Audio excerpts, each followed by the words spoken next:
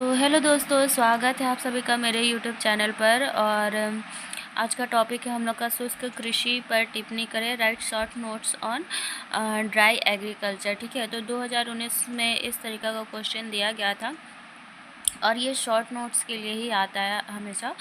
तो मैं इस पर छोटा सा एक वीडियो लेकर के आई हूँ, तो चलिए स्टार्ट करते हैं। भारत में स्वतंत्रता प्राप्ति के बाद विशेष कर्म नियोजन काल में कृषि विकास को अत्यंत महत्वपूर्ण माना गया है। प्रथम पंचवर्षीय योजना के विकास कार्यक्रमों को कृषि कार्यों को सर्वोच्च वरीयता दी गई है। कृषि में संस्थागत और तकनीकी सुधारों के परिणाम स्वरूप उत्पादन बढ़ी है।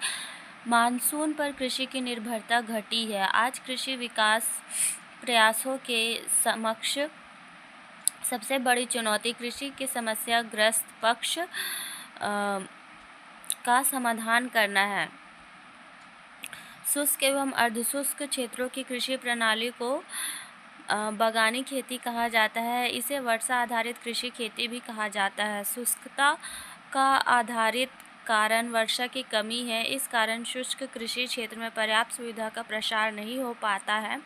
भारत में वर्षा का सिंचाई वितरण असमान है। वर्षा का वार्षिक औसत लगभग 1090 mm है। देश में दक्षिण पश्चिम मानसून द्वारा 860 mm और लौटते हुए मानसून का 50 mm और ग्रीष्म काल में 130 mm और शीतकालीन मानसून में 130 mm वर्षा होती है।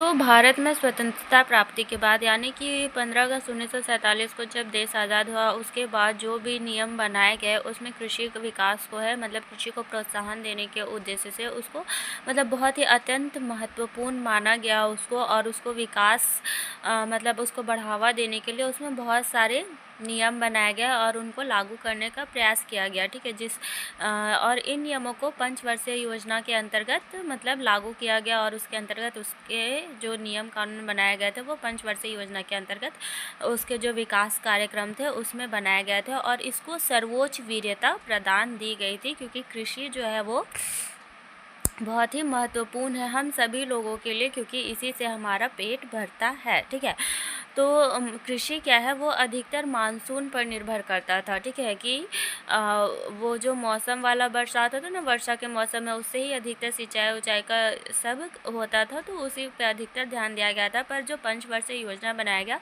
तो उसमें इसको ध्यान रखते हुए कि सिर्फ वर्षा पर ही लोग निर्भर ना रहे, वो कुएं से या फिर ट्यूबवेल है या फिर नदी है उनसे भी सिंचाई कर सके, इसलिए ड्रिप सिंचाई, स्प्रिंकल सिंचाई जो होता है उस तरीका का जो योजना है इसके पंचवर्षीय योजना के अंतर्गत लाया गया। ठीक है, और जो शुष्क कृषि या अर्धशुष्क क्षेत्र यानी कि जहाँ पे जो वर्षा होती है वो बहुत कम होती है या तो फिर होती ही नहीं है, ऐसे क्षेत्रों में जो भी खेती किया जाता है उसको क्या कहा जाता है, बागानी खेती कहा जाता है। और यहाँ पे जो है वर्षा बहुत कम होती है या फिर ये लोग जो है वो वर्षा होती है तभी खेती करते हैं। ठीक है, तो इसको वर्षा आधारित कृषि खेती भी कहा जाता है। ठीक है, शुष्कता का जो आधारित कारण होता है वो क्या है कि वर्षा कम हो रहा है, इसलिए वहाँ का जो इन्वायरमेंट है वो शुष्क है यानी कि सूखा हुआ है।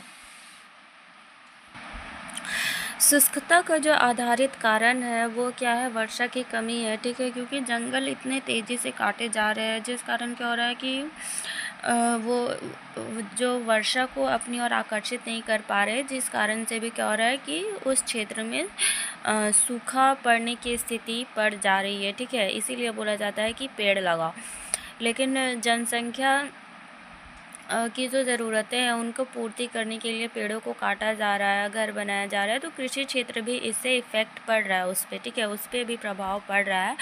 और वर्षा का जो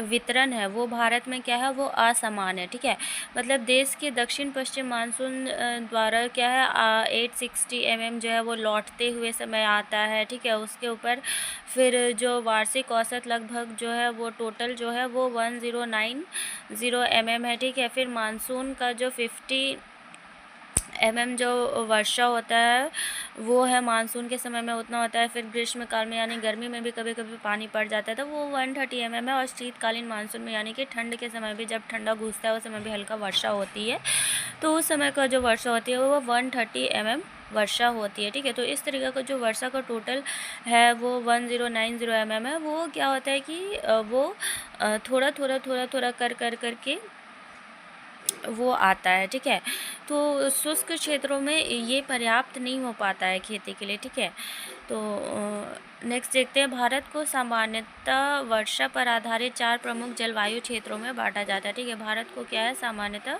वर्षा पर आधारित 4 क्षेत्रों में बांटा गया है, उसको अध्ययन की दृष्टि से बांटा गया है। ठीक है, पहला क्या है, अधिक वर्षा वाले क्षेत्र जिसमें बहुत ज़्यादा वर्षा होती है। क्यों? क्योंकि वहाँ पे घने जंगल पाए जाते हैं। ठीक है, तो उसमें कौन कौन से देश आते हैं, असम, नागालैंड, अरुणाचल प्रदेश, मिज़ोरम, मणिपुर और त्रिपुरा है। ठीक है, यहाँ प्रति वर्ष जो वर्षा होती है वो 2000 mm से अधिक वर्षा यहाँ पर होती है।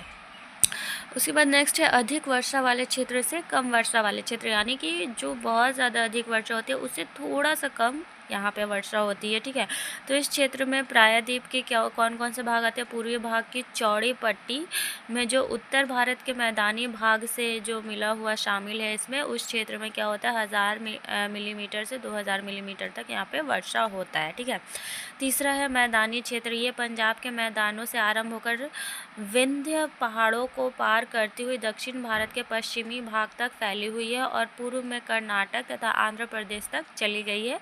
यहाँ प्रति वर्ष जो वर्षा होती है वो 500 mm से लेकर के 1000 mm तक वर्षा यहाँ पर होता है। ठीक है, चौथा है अत्यंत कम वर्षा वाले क्षेत्र। ठीक है, ये अत्यंत कम वर्षा वाले क्षेत्र होते हैं, इसमें कच्छ, राजस्थान, कश्मीर का ऊंचा पठार शामिल है और यहाँ पर प्रति वर्ष 100 mm से लेकर के 500 mm तक वर्षा होती है। ये साल भर का लिया गया है कि साल भर में उसमें 100 mm से 500 mm तक का वर्षा होगा या फिर 500 से 1000 तक का वर्षा होगा, तो ये साल भर के अंदर मिल लिया गया। ठीक है, तो पहला आता है कि अत्यधिक वर्षा वाले क्षेत्र, फिर अत्यधिक वर्षा वाले से थोड़े कम वर्षा वाले क्षेत्र, उसके बाद आते हैं मैदानी क्षेत्र जहाँ पे मतलब बारिश ठीक ठाक होती है, ना ज़्यादा कम होता है ना ज़्यादा बहुत ज़्यादा होता है। ठीक है, उसके बाद आता है एकदम अत्यधिक कम वर्षा वाले क्षेत्र। तो इस तरह मानसून को देखते हुए इसको 4 भाग में बांटा गया है।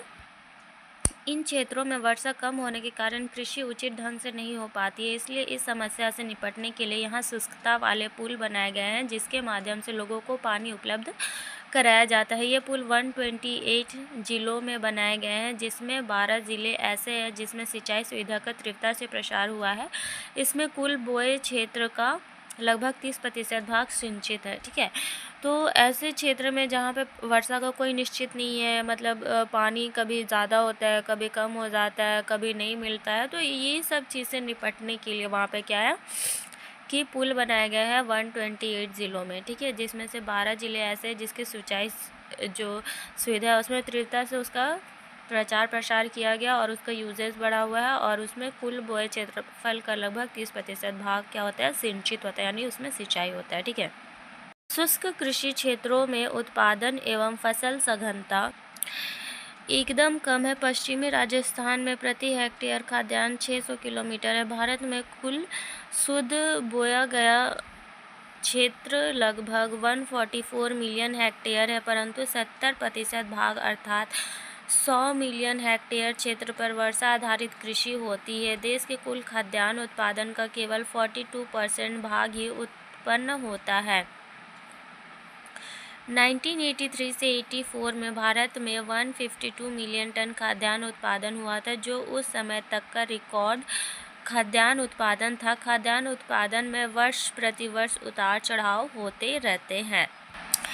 शुष्क कृषि क्षेत्र जो भी है वहाँ पे जो उत्पादन होता है, फसल जो बोए जाते हैं वो वहाँ एकदम कम मात्रा में होता है। क्यों? क्योंकि वहाँ पे सिंचाई की सुविधा नहीं होती और पानी नहीं होगा तो खेती नहीं हो सकता है। ठीक है, तो पौधे क्या है वो प्रकाश संश्लेषण की प्रक्रिया के द्वारा अपना भोजन बनाते हैं ना, तो उसके लिए उसको पानी और धूप चाहिए। तो शुष्क जो इलाके होते हैं वहाँ पे अगर उनको पानी नहीं मिलेगा तो जो भी फसल लगाओगे वो क्या होगा, प्रकाश संश्लेषण के द्वारा अपना भोजन नहीं बना पाएंगे, तो वो ग्रो नहीं करेगा, है ना, वो मर जाएंगे। ठीक है, तो इसीलिए क्या है कि वहाँ पर जो खेती होती है वो बहुत कम होती है। पश्चिमी राजस्थान में जो खेती का जो वो दायरा है प्रति हेक्टेयर कितना है, खाद्यान्न कितना है, 600 किलोमीटर है। ठीक है, और भारत में शुद्ध बोया गया जो क्षेत्र लगभग है वो 144 मिलियन हेक्टेयर है, लेकिन 70% भाग जो है मतलब कि 100 मिलियन हेक्टेयर क्षेत्र पर वर्षा आधारित खेती होती है, यानी कि पानी आता है तभी लोग खेती करते हैं। क्यों? क्योंकि सिंचाई पर्याप्त मात्रा में उपलब्ध नहीं होते हैं। ठीक है, और खाद्यान्न उत्पादन में प्रतिवर्ष जो है वो उतार चढ़ाव होते रहता है। मान लो कि कभी वर्षा अच्छा हो गया तो फिर वहाँ पर खाद्यान्न भी अच्छा हो जाता है, और मान लो कि कभी सूखा पड़ गया, वर्षा कम मात्रा में हुआ है तो खेती भी अच्छे से नहीं होती है। तो इस कारण वहाँ पर क्या है कि खेती को लेकर के उतार चढ़ाव होते रहते हैं।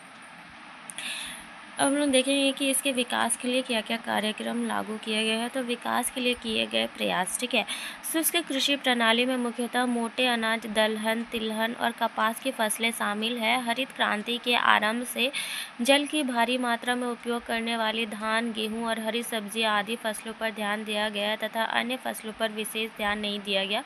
शुष्क खेती के विकास के लिए विभिन्न प्रयास किए जा रहे हैं, जिस कारण भूमि संरक्षण और फसल उत्पादन बढ़ाने में सहायता मिली है। शुष्क कृषि को अधिक बढ़ाया जा सके, इसके लिए बहुत से शोध संस्थानों, रिसर्च सेंटर की स्थापना की गई है, जिसमें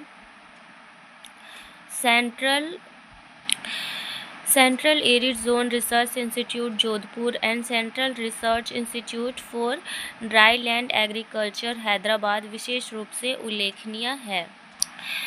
1970 से 1971 में शुष्क कृषि क्षेत्रों के लिए अखिल भारतीय समन्वित शुष्क कृषि शोध परियोजना आरंभ किया गया। इसे 20 राज्यों के माध्यम रूप से लागू किया गया। AICRPDA कृषि क्षेत्रों के लिए फसल संयोग का चयन, फसल प्रबंध प्रणाली का विकास करता है। 1979 से 83 में International Crop Research institute for the Semi Tropic ICRISAI Hyderabad द्वारा संचालित किया गया। केंद्रीय क्षेत्र में 1983 से 1984 तक योजना चलाई गई। तो शुष्क कृषि को बढ़ावा देने के लिए उसमें क्या है, मोटे अनाज जैसे दलहन, तिलहन, कपास आदि की फसलों को शामिल किया गया। फिर हरित क्रांति के आरंभ में ही क्या है, जल की भारी मात्रा का उपयोग करने वाली जैसे जो धान, गेहूं और हरी सब्जी आदि फसलें हैं उस पर विशेष ध्यान दिया गया। सिंचाई पर ध्यान दिया गया ताकि इन फसलों को ग्रो करने में हेल्प मिले, और इन सबको सही रूप से, सुचारू रूप से नियमों का पालन करने के लिए, चलाने के लिए बहुत सारे रिसर्च सेंटर बनाए गए कि वहाँ की मिट्टी कैसी है उसकी जांच पड़ताल करके उसके हिसाब से वहाँ पे फसल बोया जाए तो वो जो फसल होगी वो अच्छा ग्रो करेगा। ठीक है, इसके लिए कई रिसर्च सेंटर बनाए गए, जो कि एक जोधपुर में बनाया गया, फिर हैदराबाद में बनाया गया है। ठीक है, और कैसे उस पर खेती किया जाए इस पे रिसर्च करने के लिए भी बहुत सारे रिसर्च सेंटर का बनाया गया वहाँ पे। ठीक है, निर्माण किया गया। फिर 1970 से 71 में अखिल भारतीय समन्वित शुष्क कृषि शोध परियोजना को भी लागू किया गया। इसमें 20 राज्यों के माध्यम से इसको लागू किया गया, और इसमें 1979 से 83 में इंटरनेशनल क्रॉप रिसर्च इंस्टीट्यूट जो सेमी ट्रॉपिक था उसको भी लागू किया गया, बनाया गया उसको, और इसको हैदराबाद में संचालित किया गया। केंद्रीय क्षेत्र जो 1983 से 1984 तक ये जो योजना था उसको चलाया गया था। ठीक है, शुष्क क्षेत्रों में भूमिगत जल प्रायः खारा होता है। इस प्रकार के जल में खारे पानी की मछली का उत्पादन संभव है। मत्स्य पालन द्वारा 4 से 5 महीनों में 4 टन प्रति हेक्टेयर उपज प्राप्त की जा सकती है। सूखाग्रस्त क्षेत्र विकास कार्यक्रम और मरुस्थल विकास कार्यक्रम वाले क्षेत्रों की कृषि को विकसित करना भारत देश के 90 जिलों में यह कार्यक्रम चलाया गया। आंध्र प्रदेश क्षेत्र में 8, गुजरात में 8, बिहार में 5, हिमाचल प्रदेश में 2 और राजस्थान में 11। ठीक है, तो शुष्क क्षेत्रों का जो भूमिगत जल होता है, जो भूमि का अंदर के पानी का होता है, वो क्या होता है कि खारा होता है। तो उसमें मछलियाँ क्या है, बहुत अच्छे तरीके से उत्पादन संभव है, इसीलिए वहाँ पे मछली उत्पादन को प्रोत्साहन दिया गया, जो कि 4 टन प्रति हेक्टेयर वहाँ पे प्राप्त किया गया। ठीक है, फिर सूखाग्रस्त क्षेत्र विकास कार्यक्रम और मरुस्थलीय विकास कार्यक्रम वाले क्षेत्रों की कृषि को विकसित करना, मतलब उसको प्रोत्साहन देने के लिए भी कार्यक्रम चलाया गया। 90 जिलों में यह कार्यक्रम जो है चलाया गया, जिसमें आंध्र प्रदेश के 8 देश है, गुजरात के 8 देश है, बिहार के 5 देश है, हिमाचल प्रदेश में 2 और राजस्थान में 11 देशों को शामिल किया गया इन कार्यक्रमों के अंतर्गत। तो आज का हम लोग का ये छोटा सा टॉपिक ख़त्म होता है। तो मिलते हैं फिर नेक्स्ट वीडियो में नेक्स्ट टॉपिक के साथ। और वीडियो अच्छा लगे तो लाइक शेयर एंड सब्सक्राइब ज़रूर करें। Thanks for watching.